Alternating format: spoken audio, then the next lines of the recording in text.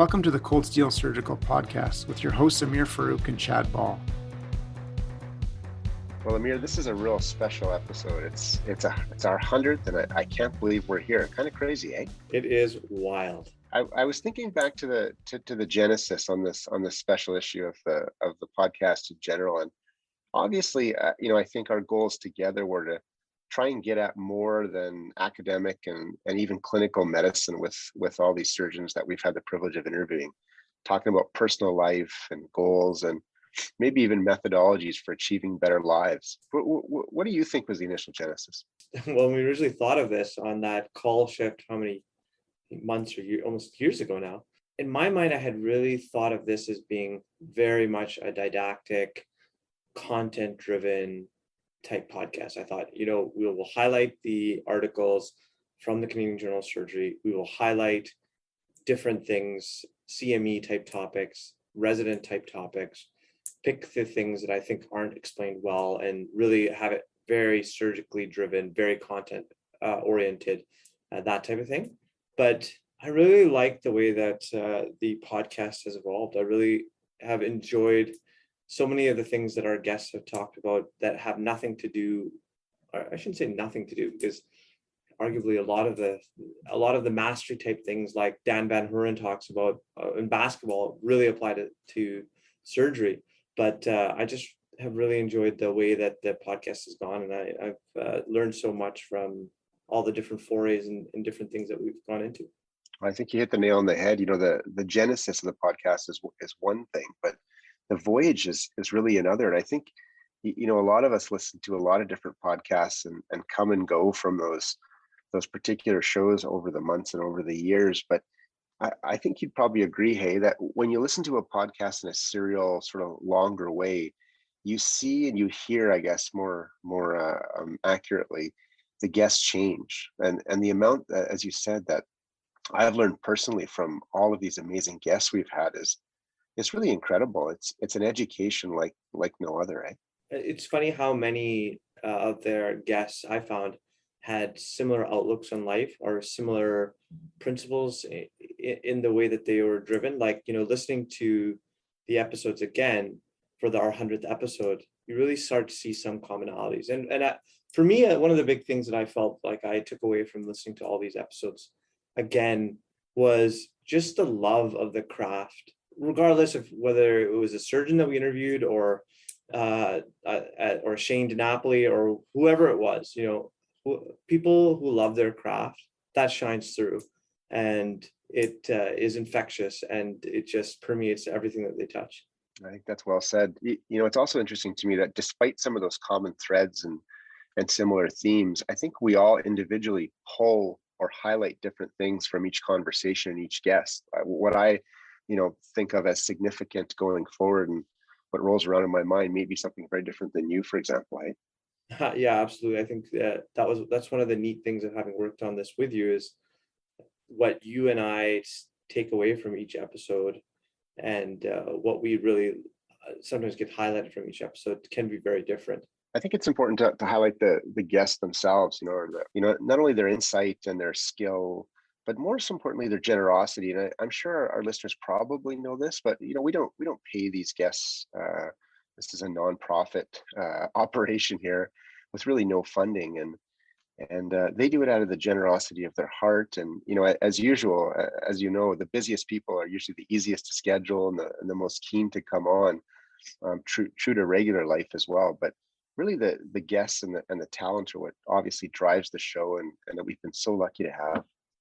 Yeah, and what again a lot of listeners may not know is that sometimes our guests are getting up at ungodly hours of the day or the night to come and join us simply because they just love what they're doing, and they're so generous with their time, as you said, Dr. Ball. I want to talk just briefly about the future of the podcast and where we're going. So obviously we have an incredible list of new guests coming up, but also some new formats. I think one of the things that we'll try is some conference-based episodes with different styles. So we're looking for feedback on that as we go forward and really going global.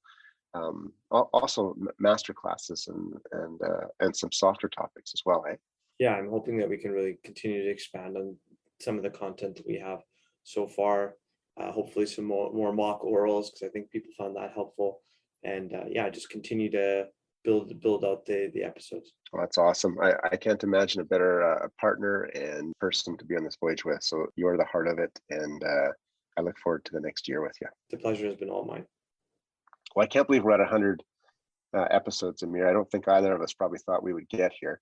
We're so excited to present this 100th episode to the listeners. And what we've tried to do is create a compilation that surrounds really the question that you or I ask at the end of the podcast typically, which is, if you could go back as the guest to a younger version of yourself, what would you wish you had known, or what advice would you give yourself? And we really have to give credit to one of our newest members on the Cold Steel team, and that's Tyler Daniels. Tyler Daniels is a student at Mount Royal University, and he himself has an interesting backstory, which hopefully we'll get him to tell on the podcast one of these days. But Tyler Daniels is in the media stream at Mount Royal University and has put together this 100th episode mix, so to speak. So sit back and enjoy our 100th episode of Cold Steel.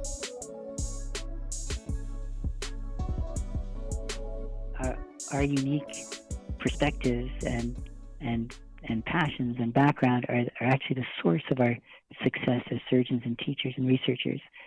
And so whatever it is that motivates you and inspires you, it's important, I think, to bring it forward into the discipline and in so doing to move our discipline forward.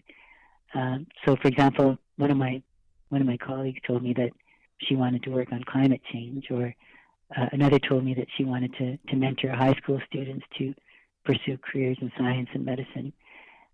So the possibilities are, just by those two examples, they're endless. And I think it's, as I said before, it's our duty to ensure that we all pursue these possibilities and support each other to reach our full potential. A great lesson for all of us that if you have interests outside of medicine, you shouldn't be shy about pursuing them. Not that everyone needs to be creative to be a great surgeon. I disagree with that conclusion sometimes that people make from his example. There's many surgeons who just did surgery but did it amazing. I just don't think that you need to leave your life outside of medicine at home when you embark on this journey of becoming a surgeon. Yeah, I couldn't agree more. And sometimes when one of those aspects of your life is a little slow, the other picks it up and keeps you moving and back. Yeah, I think that's a great point, and I don't know what the evidence for that is, but I think definitely, like, if you have a hobby or an interest outside of medicine, not even a hobby, like another side gig or side hustle, but sometimes when that's going well, it helps your day job or your job. I think it's important to relish in your successes because there's plenty of those. Most of us have lots of good outcomes. And I mean, I might sound old, but it goes really, I'm not finished yet, but it goes by in a flash. So I think, like Ferris Bueller said, life moves pretty fast sometimes. You better stop and look around once in a while or you'll miss it. And the second, you said not to talk about mentors, but I think it's really important to recognize that I wouldn't be where I am without people like Chad who have helped me along the way. Find people who love what you love, and they will be so thrilled to capitalize on your enthusiasm for it and help you along the way. Even if Chad's not writing the papers for me, the fact that he supports my ideas and I can bounce things off of him or he can give me advice has helped me more than probably anything else in my career. So working with people who are like-minded, who have the same vision and same goals that you do, will make work not only fun, but so much easier. When there's an opportunity to learn, grab it. When there's an opportunity for research, grab it, even if it doesn't fit. But if it's, you can work on a passionate project now when it doesn't really fit into your life versus wait until 3 months for the block, then you've lost that opportunity. Be an opportunist in killing 3 birds with 1 stone. Combining your passions and working And I think working with people who you click with, that click with you, that empower you, even if they're in another continent, is in this day and age where we we text the people in the office next to us anyways, that to don't let geography hold you back. Probably the most important thing to me is finding the things that you're interested in, that you truly want to do, and do them to the best of your ability. And I think people appreciate it. As more senior surgeons go along, I think it's certainly in my mind, I think it's our duty to be able to mentor younger colleagues. And again, whether we do this formally or informally, it's debatable, but that's what I would look for. That's a good question, and we all often get that question, especially in, for example, info sessions for Red Cross or MSF. But what I would tell general surgery trainees, I think what the number one thing they should focus on is be excellent surgeons. And I can't say that enough, and I try to tell all my trainees that every day, is that, at the end of the day, what you want to do is do a really good job at what you do and be excellent at what you do. No matter how you're going to turn this around, like, it doesn't matter where you work or how many people you're going to touch or, how many papers you publish, you really have to be good at what you do. And otherwise you really will not have a good impact. So I think surgical training is extremely difficult. It's not that long when you think about it. It's only 5 years. So I would really tell them to try to really focus on that aspect of it and make sure that when they finish, they can actually be the best that they can be. And of course, you grow, you keep learning, you learn every day. But I think this is a privileged moment for you to develop those skills while being supervised by excellent surgeons. And that's a huge opportunity not to be wasted on being distracted with other things. So that being said, I think it's also important to try to learn about global surgery in general, and mostly global health and how that world works. And to me, that was very difficult because I did it later. I did a master's after I finished my training, and to learn about the intricacies of global health, which is still very complex to me. But I think trying to get a sense of like what's out there, how humanitarian work functions, the WHO and all those UN organizations, I think is important, because if you're going to do meaningful work in that domain, you need to understand the intricacies of that completely different world that we're never exposed to. In terms of deployments, like during residency, I did nothing. I just really focused on my training 100%. Like, as I said, I really just wanted to be a good surgeon. So I didn't go anywhere, and I wouldn't think it's that important nor very useful to actually do deployments when you're a resident, because you're not the best surgeon that you can be at that point. So I think you really have to focus primarily on that. But getting to know things about global health, like I said, and like just trying to build up on your knowledge. If you could go back in time and give yourself advice, perhaps as an early attending, having gone through what you've gone through now, what would the advice be to yourself as maybe an early attending? It's the advice I give. I think, at heart, we are all surgeons. We went through surgical residencies and we are surgeons. Tackle the tough cases. Don't avoid anything. Once you start to avoid cases, what happens is, before you know it, you're afraid to do a hernia or an appy. So get embroiled, take on tough cases, use your partners, take advice from them, and balance your life. Maintain some kind of balance in your life. Take care of yourself, take care of your family, develop balance, and pick an environment to work in where you feel part of a family that is a very healthy environment, supportive, will help you through those tough cases and help you achieve your career goals, regardless of what those are. So make sure if you want to do research, make sure you're in an environment that supports it. But do not shy away from the tough cases. Take them on, get busy, get your hands working. Those first few years out of training play a big role on who you're going to be. And if you're not really, embroiled in surgery, then it's possible that you'll shy away from it in the future and you'll lose your identity as a surgeon.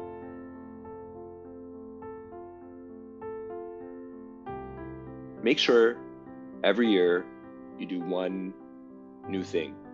And he's like, it doesn't have to be surgical. You know, it doesn't need to be like picking up a new surgical technique or something. But he's like, do one new thing every year, and that will again sustain you and keep you from getting bored. And man, I have really conscientiously tried to do that. And I would say that out of almost anything has really kept things interesting for me. And so one new thing every year would be collaborative. Be confident enough to listen to others. Be thoughtful enough to be introspective and wonder if maybe they're right and you know you don't have all the answers. And finally, just because something works in the short term doesn't mean it's a good idea in the long term. So take your time before you think you figured it all out. Because I certainly like, as I mentioned in the beginning, I like to live my life on extremes, and I like to be definitive about everything I do. And one of the things that kind of doing higher quality research and having the courage to ask some of these questions and answer them with answers that I was not anticipating is kind of coping with that and understanding that it really is a good thing. But it takes kind of confidence to be able to be collaborative and be open-minded in that. You know, I've thought about this question because I've heard you ask it to several of your previous participants, and you know, I would tell myself to do exactly what I wanted to do, to be passionate about the topics. You know, although I did at one point think I could do research, I realized that it really wasn't my bailiwick, and that, you know, my area of expertise, any contributions I was going to make were going to be in the area of bioethics or some of my, you know, other, you know, talks that you guys have alluded to today. And so I would say I would probably pursue even more my be true to yourself or myself and pursue those areas. Always to be true to yourself. I know this sounds very cliche, but occasionally you'll see residents focusing on a specialty, and I think that they like the people that are in that specialty, but they may not, or it appears that they may not really be passionate about that area. So to just be cognizant of that. So residents should always be really focused on what they enjoy on a day-to-day basis, whatever that may be. And that could be very bread and butter general surgery or rural surgery. It could be on the critical care side. It could be breast, whatever it is, to ask yourself, do I really enjoy this? And I really want to I think residents, if they focus on an area that they really find easy or enjoyable, to capitalize on that. You don't have to be anything in particular. Anyone at any stage, it was a line that the great John Tarpley still probably says is get in the habit of having good habits, which means you know, whether it's kind of you know, a stitch, you always, you know, drive your finger down to secure the knot flat and do everything, rather than get in the bad habit of doing it when it's maybe not as important. Because if you don't have that tendency to have good habits, when it is important, you may make a mistake. And I guess the other thing would be that a lot of people talk about work-life balance, and I have decided that doesn't exist for me. First of all, I don't think that balance is achievable. Balance would suggest that you have some equity between those things. And the other thing is it suggests that work is not part of your life, when, as most of us as surgeons, work is a huge part of our life. It's part of our identity for many people. And that's not to say that we aren't anything else, but it is a huge part of who I am and what makes me me. And I think that's okay. So I prefer to say there's work-home harmony And sometimes that harmony is completely off, and my kids really will make sure I know it when it is. What we've seen in the last 30 years is a fundamental change to the way we teach surgery. And so with that fundamental change, what we've tried to do in the last 20 years to react is skirt around the edges, as opposed to really cut to the center of what the problem is. And to me, at that very core, is making the most of every last training moment, and making sure that we make every single moment the very best we can, and making sure that our trainees are accomplishing the goals that we set out for them, which involves much more comprehensive assessment. So I'm confident that the next generations of surgeons, like, we have only one dream, right? You do, Chad, I do, and that's that the next generation of surgeons can't be just as good as you are. They can't. If they're just as good as you are, we'll have failed. In fact, this COVID thing has really made me realize how much of a village my world has, and how I'm missing my village so much these days, because we've been so blessed with having so many people in our lives that help out.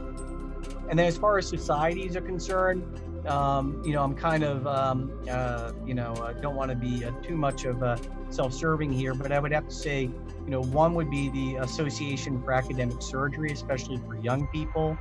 That society is specifically focused on young surgeons, and there's lots of opportunity for young surgeons to get involved and to quickly move into leadership positions in the AAS. And one of the other benefits of the AAS is it is discipline agnostic, or very ecumenical. So it is a great way to get to know people in other disciplines.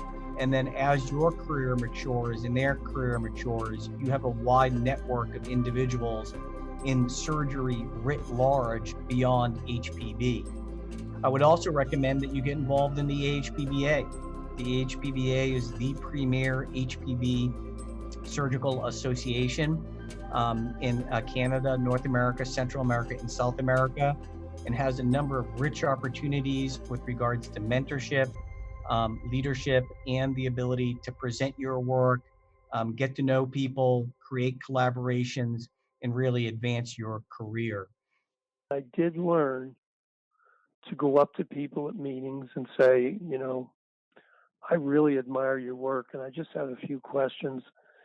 And by doing that, I got to meet some really great people from all over the world, and I got some really great advice.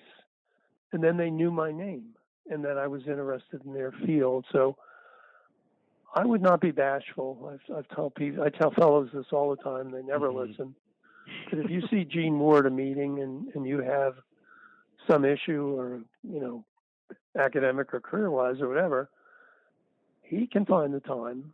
You just have to approach a person like that appropriately and say what I said. I met Leon Pachter at New York University on a tennis court. I went up to him and I said, I have read all your papers, and I said, I just love them. And he is now, all these years later, it's 38 years later, we're close friends.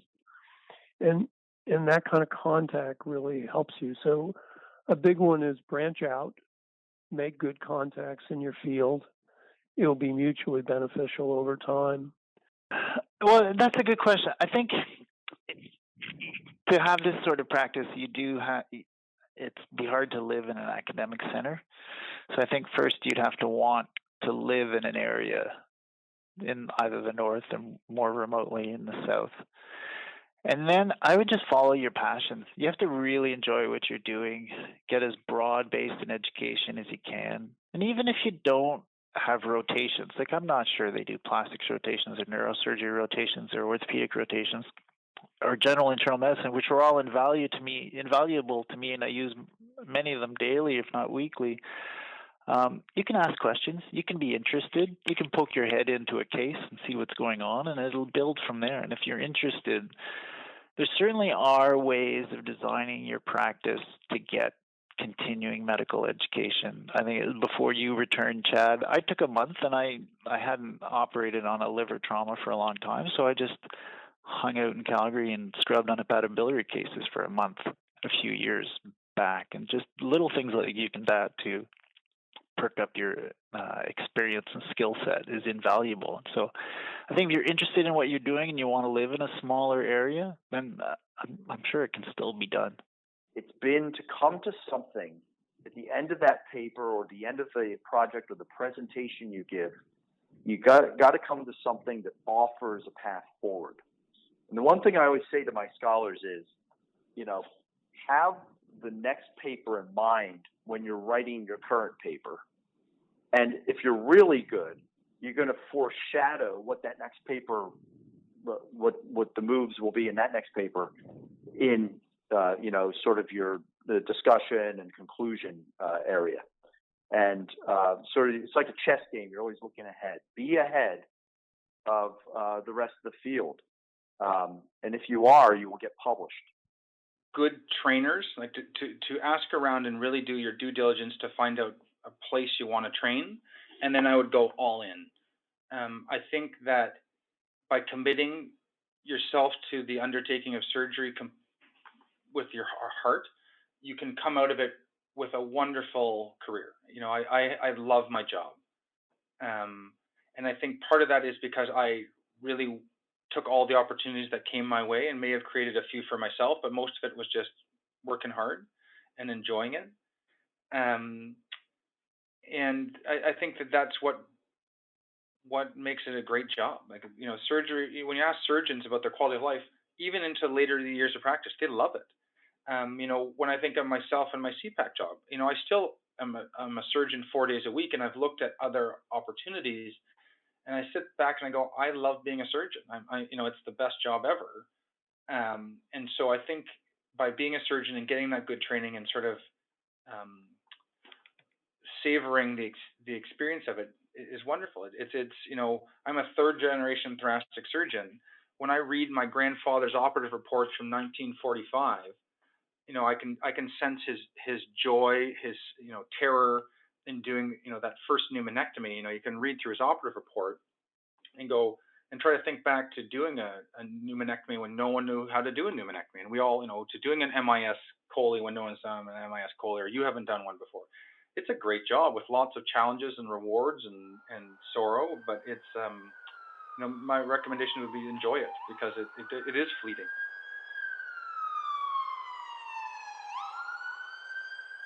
I think it's, the take-home lesson for residency for me, if someone could have articulated perhaps a bit better, was that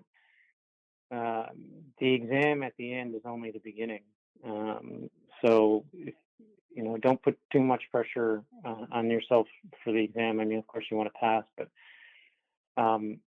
really the true education begins after you start. Because there is a whole other series of pressures and concerns when it is your patient, your practice, that isn't captured by any sort of examination process. And I think the shock of that, for me, a little bit, and I think it's probably true for all surgeons, if you're being honest, was a little bit more than I would have thought. So that would be one thing. The other thing I would say is, again, it's the same theme, but it's just the start, and you can do all kinds of incredible things once you're finished. I think you feel like you're in a silo. You're so concentrated on the subspecialty or the specialty, but medicine has incredible opportunities beyond the walls of the hospital, and you just got to keep your eyes open and keep looking for them, whether it's being involved in global medicine or your local community or giving back. And I think the one thing that I didn't do early in my career, but I'm certainly doing more and more as I quote mature, and that is I go out of my way to try to learn one thing every day from a patient, and I'm not talking always about some new diagnosis or something in medicine, but to spend the time and get to find out a little bit about them and learn something new every day. They really should be active in trying to find something that really turns them on. But within medicine, you have to have a turn-off switch, and then you have to have something that really turns you on outside medicine. Now, I'm convinced that everybody needs a family around them, and that's a given. But you need something other than your family and other than your clinical medicine side, because it's just good for you. It's healthy, and that combined with fitness, God, don't forget your fitness. That when you combine all those things, you've got your family, your fitness, your work, and your special things. You've really got a full life then.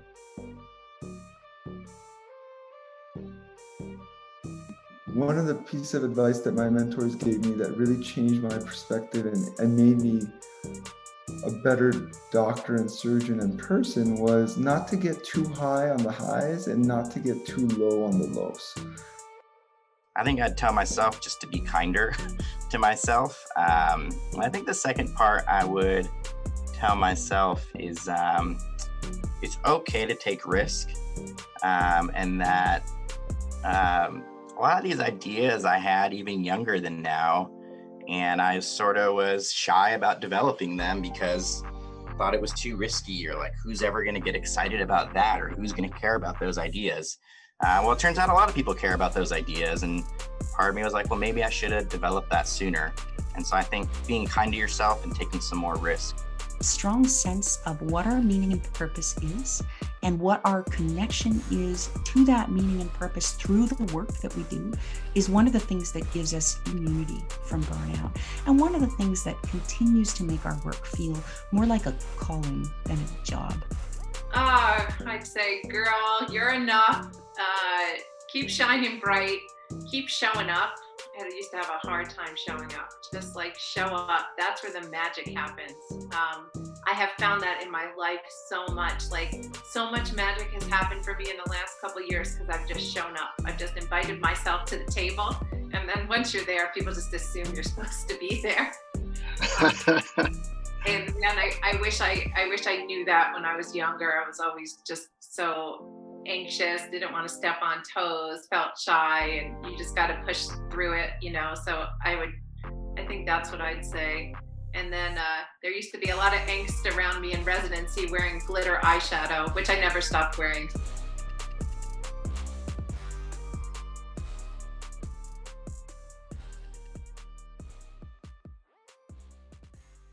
You've been listening to Cold Steel, the official podcast of the Canadian Journal of Surgery.